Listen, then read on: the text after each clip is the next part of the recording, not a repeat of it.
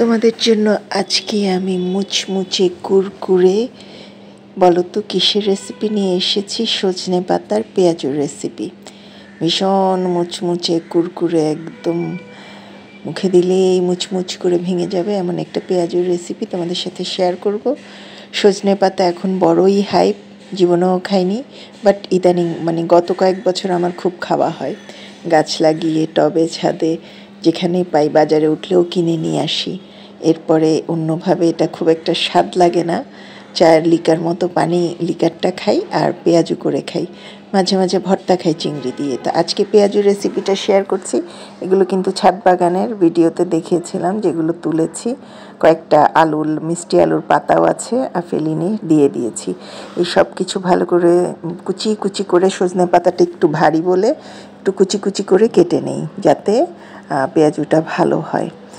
আর দেখতে পাচ্ছ একদম গাছের ফ্রেশ, মাশাআল্লাহ, আলহামদুলিল্লাহ। কদিন রেগুলার না খাওয়া গেলেও কদিন পর পর টবের গাছের পাতা খাওয়া যায়, এটাই শান্তি।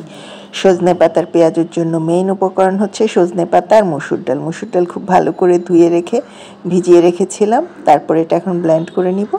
একটু মিহি দানা গোটা গোটাই রাখবো, পেস্ট মিহিন করব না, একদম মিহিন পেস্ট হবে না, একটু দানা দানা থাকবে, ভেঙে নেব মতো করে। তো সজনে পাতা প্রায় 250 গ্রামের মতো, সেজন্য আমি মসুর ডালও নিয়েছি প্রায় 1 পোয়ার মতো। ভালো করে ব্লেন্ড করে নিলাম সবগুলো, দেখতে পাচ্ছ যেগুলো আছে। আর পেঁয়াজুর জন্য লাগবে মোটামুটি, আমরা পেঁয়াজুতে যা যা খাই মজা করে খাওয়ার জন্য, পেঁয়াজ কুচি, রসুন কুচি, কাঁচামরিচ কুচি এইসব দিব। তবে এখানে ধনেপাতাটা দিব না, কারণ হচ্ছে ধনেপাতা লাগবে না, এটা অলরেডি শাকের বলে ধনেপাতা দিলেও দেয়া যাবে না। তো সজনে পাতা কুচি ধুয়ে ভালো করে পানি ঝরিয়ে নিয়েছি, মসুর ডালে দিয়ে দিচ্ছি। আর মসুর ডাল সাথে ভালো করে মাখানোর আগে পেঁয়াজগুলো, রসুন আর পেঁয়াজ কুচি দিলাম। আর তোমরা তো বলেছি আমি কাঁচামরিচ রেখেতেই কাঁচামরিচ কুচি দেব ডিপের থেকে নামিয়ে জাস্ট।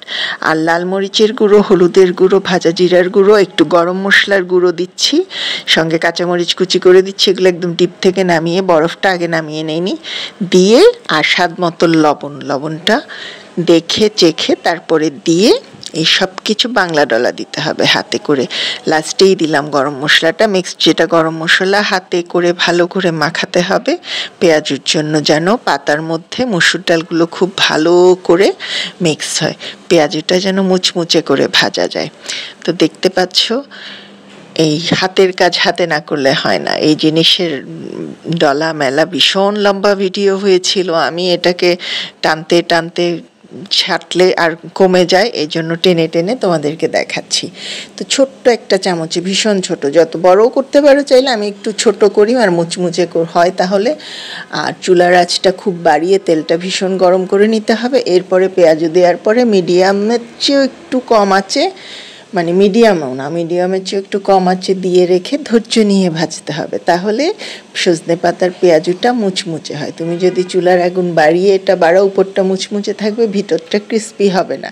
সেজন্য একটু সময় নিয়ে পেঁয়াজুটা ভাজলে ভীষণ খেতে মজা হয়। যখন একটু লালচে হয়ে যাবে, দেখতে পাচ্ছ, তারপর দোনো পিঠ ভালো করে ভেজে তুলে নেব, নর্মাল পেঁয়াজুর মতোই।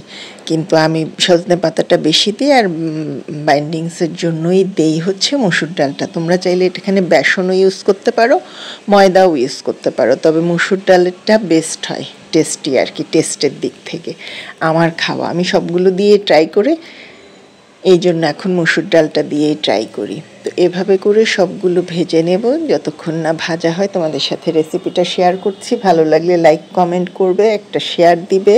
আমার ইউটিউব চ্যানেল হেসেলের আখ্যান নামে আছে, সাবস্ক্রাইব করবে। আমার রান্নার ফেসবুক পেজও হেসেলের আখ্যান নামে আছে, এখনও ফলো দিয়ে না রাখলে একটা ফলো দেবে।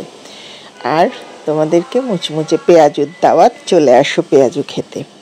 তো এইভাবে করে বাকি সব পেঁয়াজুগুলো ভেজে নিব। অনেকখানি পেঁয়াজু ছোট ছোট করে ভাজছি বলে সময়ও লাগছে।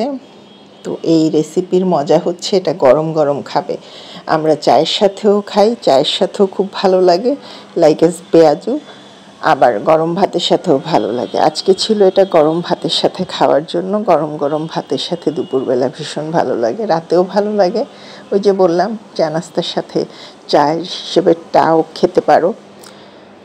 তো এটা হচ্ছে আমার সজনে মসুর ডালের রেসিপি। আরও যা সজনে পাতাটা আমার কাছে টেস্টলেস লাগে বলে আমি শাক বা ডাল দিয়ে একটু কমই খাই। আমার কাছে এই ভাজাভুজিই ভালো লাগে, কী করব জিব্বাটা।